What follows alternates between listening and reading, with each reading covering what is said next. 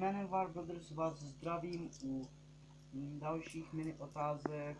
Tentokrát já Magicraft společně s Vesem.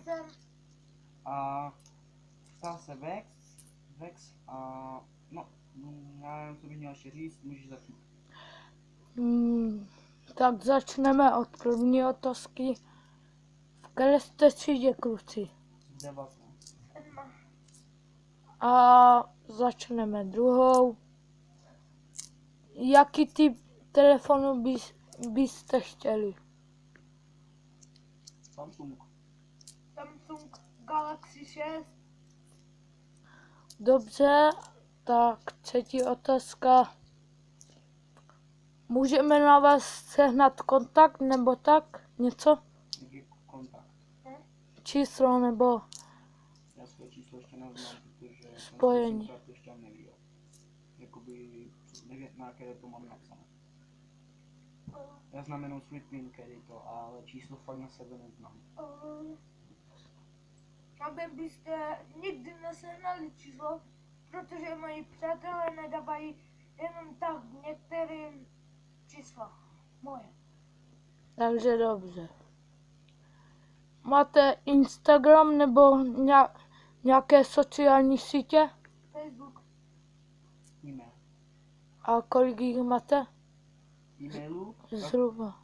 Jako e-mailu kolik mám? Jo, zhruba. Hodně jich mám, já mám takhle jeden hlavní a 4 vedlejší asi. A na ty 4 vedlejší už neznám hesla, takže. Besi?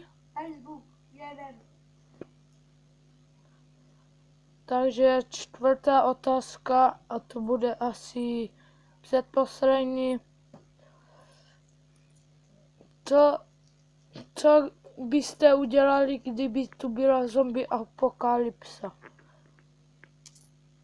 Že bych si užít svůj poslední den. Jako poslední den? A myslím, že bych Víš, jsem co to bych skoro udělal? rukama a s nožem. Víš, co bych udělal? Prvně bych zabil svoji mamu, potom sebe. Vidíš. Jako já bych si šel určitě zatancovat se zombie. Dobře, tak u čeho jsme to zůstali? U čtvrté nebo u Já páté? myslím, že čtvrtá. Takže pátá. Kolik teďka mám peněz v ruce? 105. Ne, mám 120. 125. Mám 10, Jak 10 ty buzno? On má 2 pětikačky. 10, 20, No, 130. 130. Tady to vidíte. Opět jsem se jedl.